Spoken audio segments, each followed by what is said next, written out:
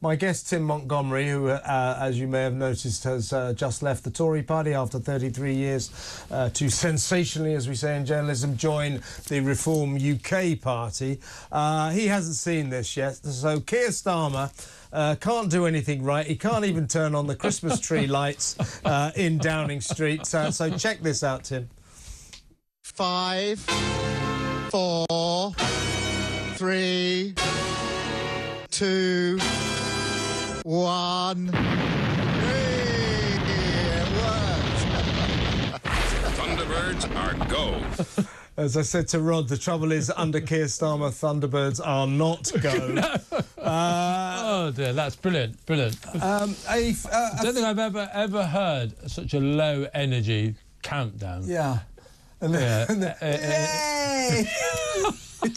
feel like almost we're bullying the guy, but who cares? He's ruining the country. We reserve the right to bully him.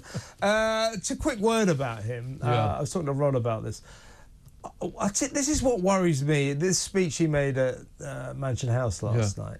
Well, there's two things that worry me. First of all, it turns out he's set up 67 reviews since he came in, and also a vast number of task forces and consultations. So it's jaw, no action. And then last night he made another of these speeches which basically alienate Donald Trump and America, and saying, you know, we shouldn't be forced to choose between the EU and America. What he means by that is, I'll choose the EU every day of the week. He doesn't like America. None of the cabinet like Donald Trump. The special relationship is going to be in a world of trouble. Yeah. Well, look, first of all, you're right, of course, to criticise him for these reviews. But given when he does take decisions, how bad they are, perhaps we should be glad that he's doing more reviews and taking... Keep kicking the can down the road here. You know, well, the bleakest thing that we've had is they've cast a massive grey cloud over the economy. Now, all of the decisions that they've taken on the economy has frightened away all positive investment sentiment. So, you know, no jobs are being created, no businesses are being started, and that's Labour's will be getting out of this mess now, this economic mess that they've thrown the country into is huge. But yeah, on to the substance of your question, they hate Donald Trump. Of course they do. And most of them have said so. Yeah, most of the cabinet have said so. And it's the worst thing that could have happened to this government because, you know, the terms overlap.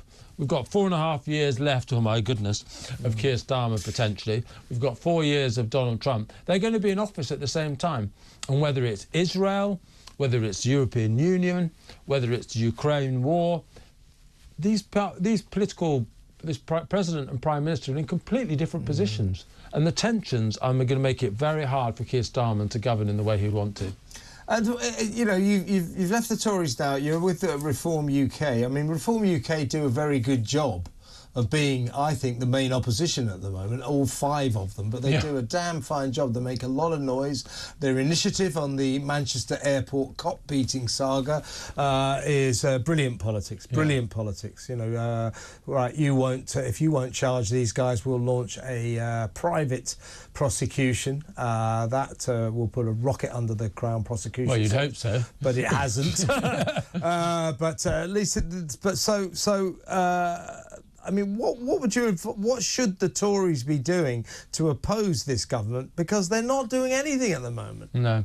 Well, what the party needs to do, we're talking about this in the break, Kev, is Nigel Farage joked last week that if the Tory party MPs had to choose between joining Reform or joining Lib Dems, half would choose one and half would choose the other. Yeah, that's a problem. The party is fundamentally split. And this is Kemi Badenoch's problem. If she's going to lead, because at the moment she hasn't led, she's talking in vague terms constantly about various principles. She hasn't, for example, put a number on that immigration speech, as you talked about earlier. If she leads, she'll potentially split the party. But if she doesn't lead, the party will slide into irrelevance. And she has a big choice ahead of her. Is she going to have some gumption and say, this is where I want to take the party and face the consequences of that, which will be a big rupture? Or is she just going to wait and hope something turns up, but each month that passes that she adopts that position, Reform will get the momentum that people like me now see they deserve. Well, we've both been praising Nigel Farage, and he well deserves that praise. He must be thrilled with you coming to his party. Have you spoken to him? Yeah, no, I had tea with him this afternoon. So I handed over my £25. And I gave it to the new chap. What did he say? You're not coming in unless you give us the subs. Come on, we need the money. Well, he didn't ask for it, but I thought I should do.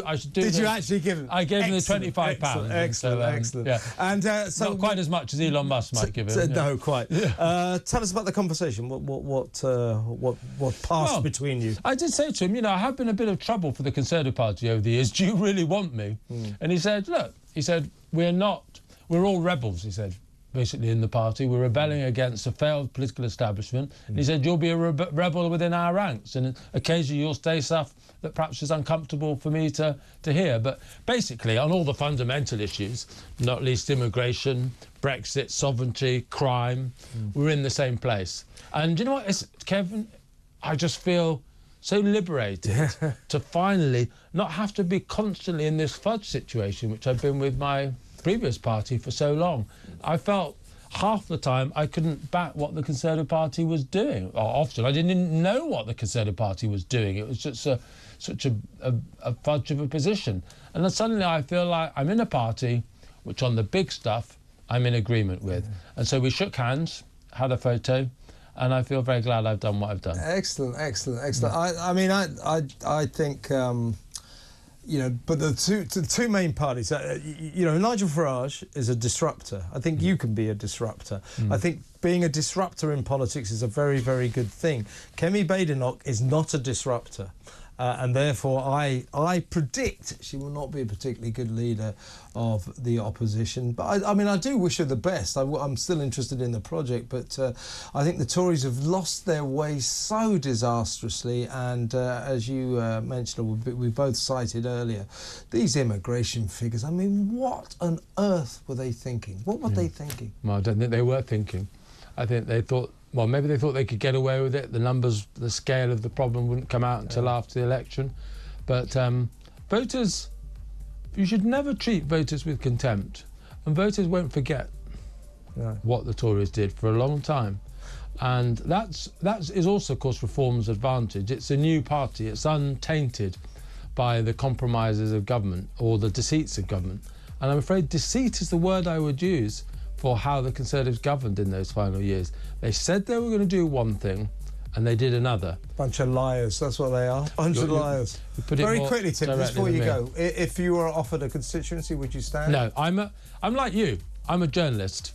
And I will never sign up to a manifesto in 100%. So, no, I said tonight, in our conversation today, I said I don't want to see, I'm just going to be a journalist. You'd never stand in a constituency that would have you as an MP. Tim Montgomerie, amazing stuff. Thank you very much.